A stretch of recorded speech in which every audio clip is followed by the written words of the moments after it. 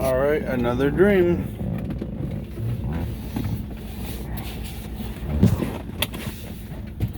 Been a little while since I told one. I've had a few dreams here and there, but it was just kind of like a whole lot of nothing. Or like there wasn't enough substance to make a whole dream. But this one was kind of crazy. And if it ends up being nothing, I'll just delete it. But I'm going to try and make her work. So I've been thinking in real life, come on, having some dew.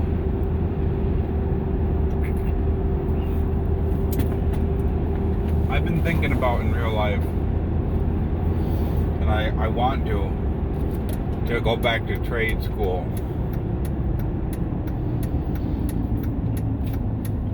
I really, really, really am sick of my job.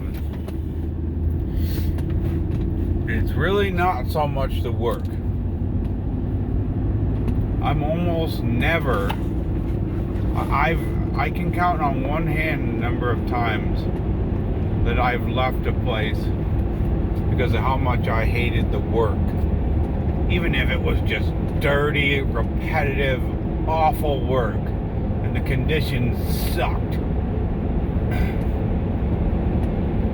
I thrive in really terrible environments, working conditions. For most of my life, I've been able to do jobs that most people wouldn't even dare do. Like working 12 hours in the 100-degree sun in the sorting house at Louis Padnos, getting so dirty that at the end of the day my whole body is black from the filth and the metal dust. You know, when I took that job, I didn't even actually know what I was getting paid per hour because they never told me. I think it was like $9 an hour, $10 an hour or something. The magic number usually seemed to be 10. Everybody with $10 an hour. But it's the thing that makes me despise my job so much is not the work. I get paid pretty good money for what I do. I also think I deliver the goods. I put forth my best effort and I offer a valuable service. But what I despise the most about my job is the way that we get treated by management. Management they think that they own us. They think that they can treat us like children. They think that it's a good idea to come poke us. Hey, can you run that? Hey, are you doing this? Hey, are you doing that? Hey, can you do that? Hey, is that ready? And like, yeah, they have every right to ask us. But when they clearly display this attitude of, we don't trust you to do your job, it doesn't make things better. It makes things worse. But the number one thing that makes me despise my job is the amount of Saturdays that I have to work. I don't ever want to work a mandatory Saturday ever again. I know it'll happen, and I know most places that you go, you're gonna have to work some sort of Saturday. But my job right now. We work for most of the year 3 out of 4 Saturdays a month. And I just can't live like that. So anyways, in the dream, I had found a technical school to go to. The only problem is that it was in Canada. But they were offering free tuition. So I had found a place up there that all I had to do was pay a weekly rate to stay on campus, which I was getting a foreign national tax credit because Canada decided to start doing the United States favors in the dream. Thanks to President Trump, okay? And so we had this all set up where I was going to basically get a really good education for very cheap. And I was going to be away from my family during the week, which sucked. But it was the quickest, cheapest way to get a really good degree. And the people that were hiring in my field really respected that school. So I went to Canada, and my buddy in real life at work, Mike, he's the TMO in the old department that I used to work in at Selections. He was living in the same area. His wife is actually from Canada, and he's talked about moving back to Canada in real life.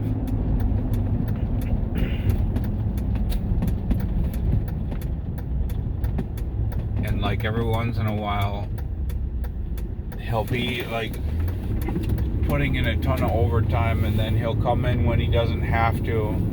And I had suspicions that he was trying to make as much money as he could so he could move. And so I'd ask him, "Are you moving back to Canada?" And he's like, "I don't know." But in the dream, he had moved to Canada, and I was just standing there. But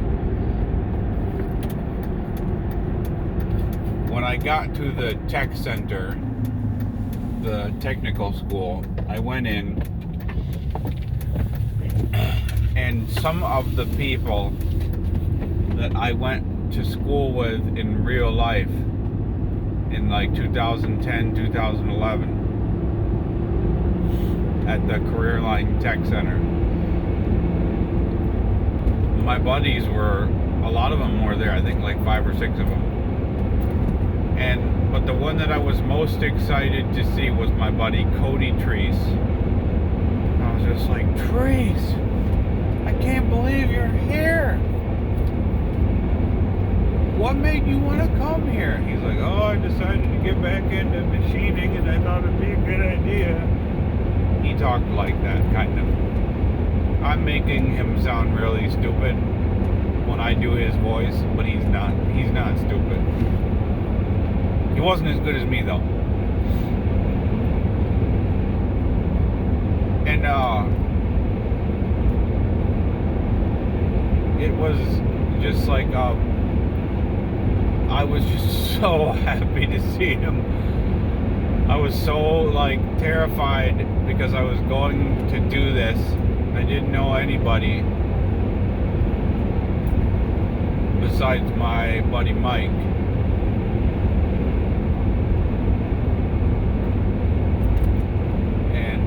So to see some other people that I knew, I was just like, oh my gosh, I'm not going to be doing this all by myself. You know, it was a really good feeling. So we talked. We got into the curriculum. It made perfect sense, the way that they taught it. And after the day was over, I went over to Mike's house. And Mike was like, "Hey Jeremy, come on in. What's going on? You want a beer?" I'm like, "I don't really drink beer, but thank you." He's like, "Alright." So he cracks one open. I said, "You know, Mike, I don't know what the gun laws are up here, but as long as I'm gonna be staying here, I know I'm not allowed to bring my guns from back home across the border. And it might be good if I could have something to protect myself while I'm up here." And he like almost spit out his beer because he was excited to tell me. He said, it's so funny you should say that, because they just put out a new law. It used to be that, and I think it is currently in Canada, you cannot buy or sell handguns.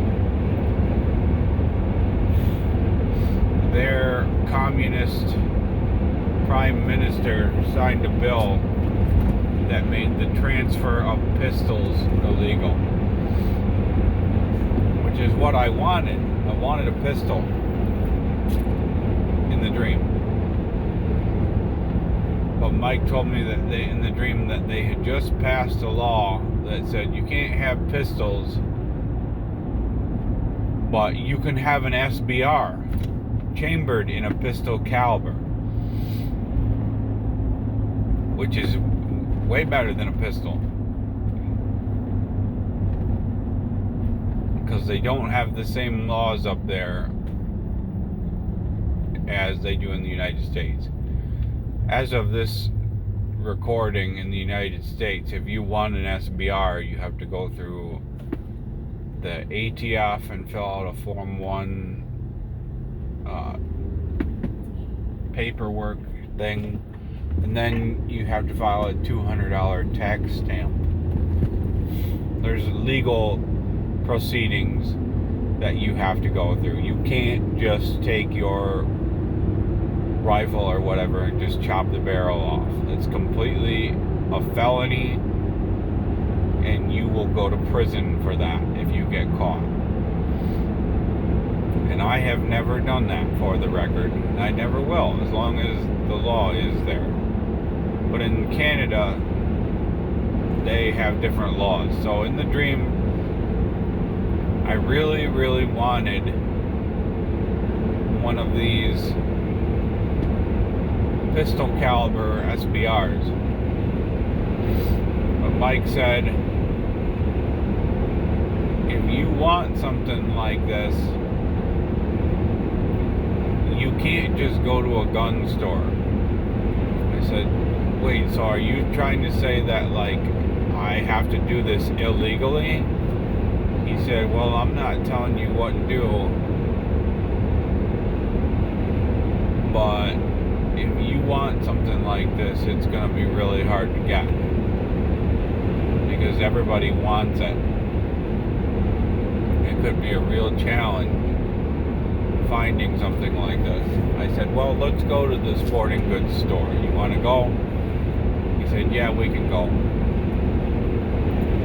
So he hopped in my truck with me, and we went to this. They had like a grand mall. It was a gigantic mall.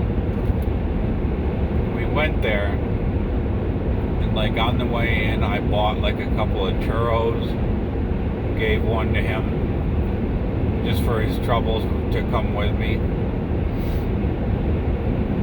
And we were in this like clothing department store, walking through it to get to like the main area. I said, so how is it living up here in Canada, in this area? He said, well, to tell you the truth, it's super nice most of the time, but the problem is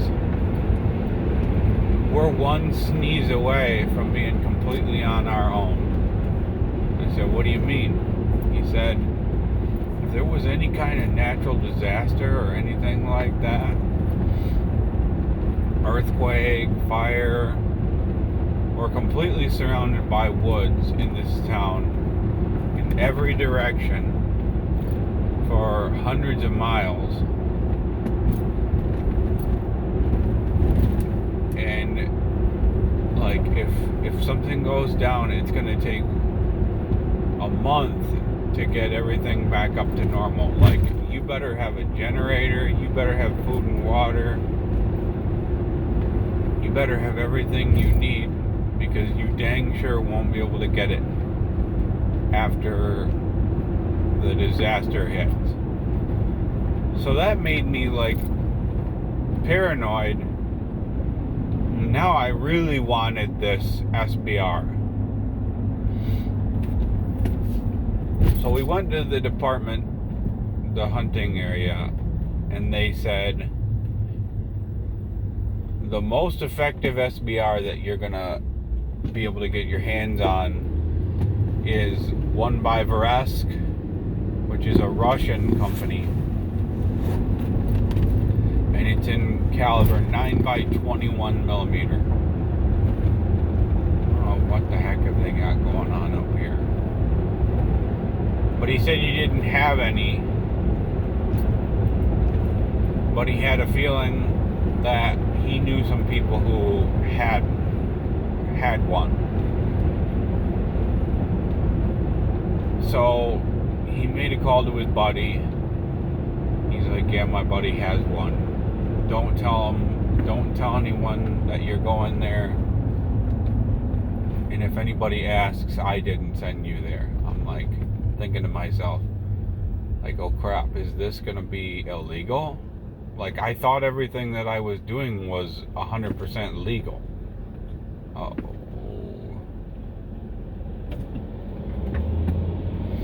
Like, I'm not trying to break the law. Like, I wanted to follow the law, because my main goal was to get an education and then head back to the United States. I didn't plan on living in Canada for very long.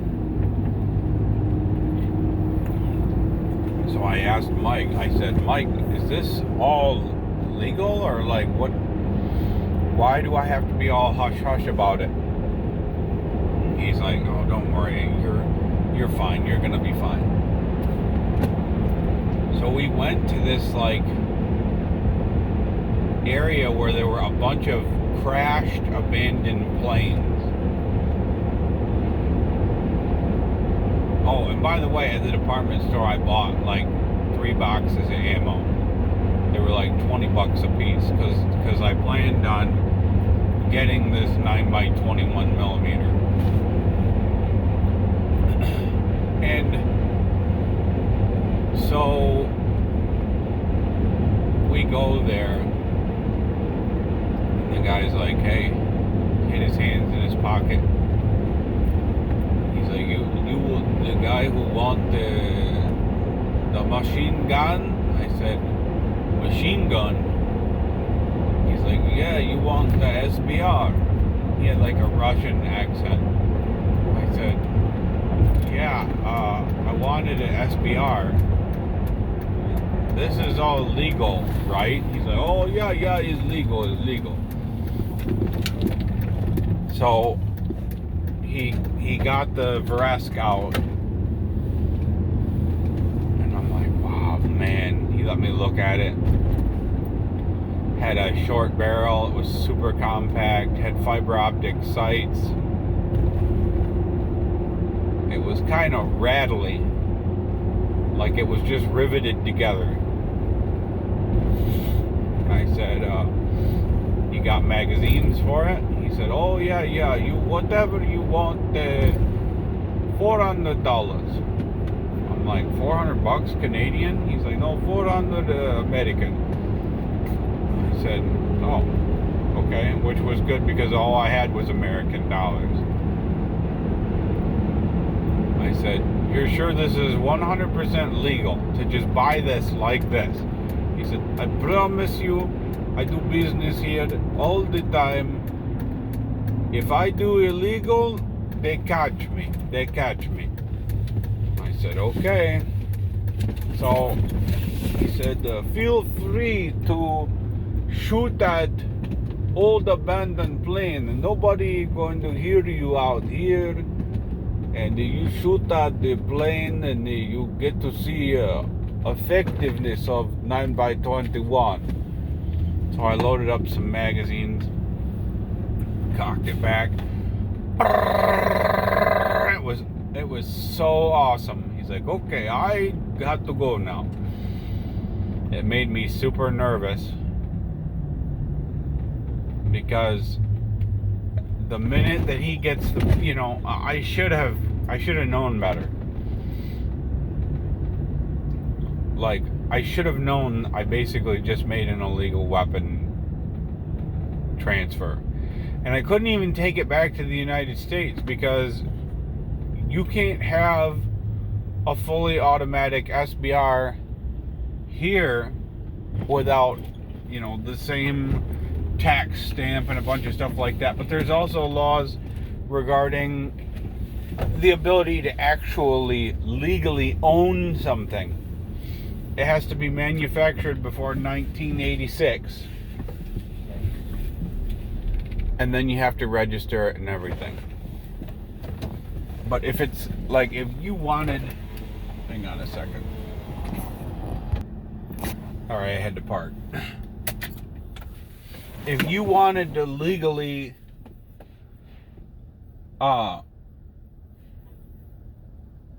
receive into your possession a machine gun, you have to have special licenses. Like if you're a police department and you're thinking about outfitting your unit with let's just say MP5s, you can get an order form,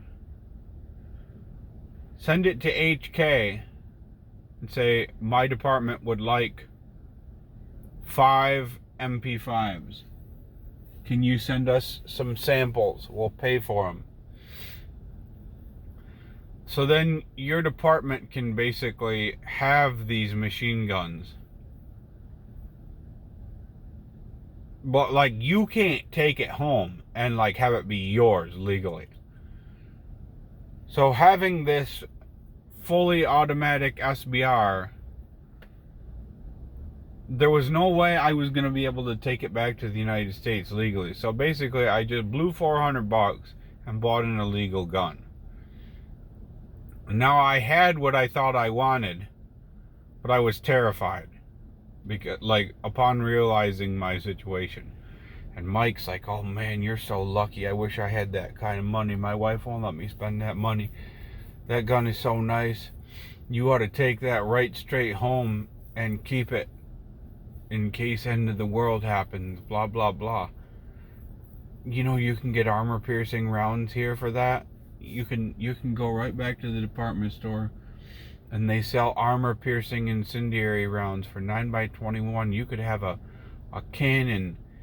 You got a dang cannon there, man. And he just kept talking and talking and talking. Then he like took several jabs at his wife. And it was just like, I'm just like driving and trying to focus, and Mike is just like talking my ear off. And I could just smell the beer on his breath, even though he only had one. But the department, I think we went back to the department store, and I was looking at like different foods that they had up there, just to kind of try to take my mind off things. And I was like ready to be alone without Mike, but he was still there and he just kept tucking my ear off. That's all I can really remember.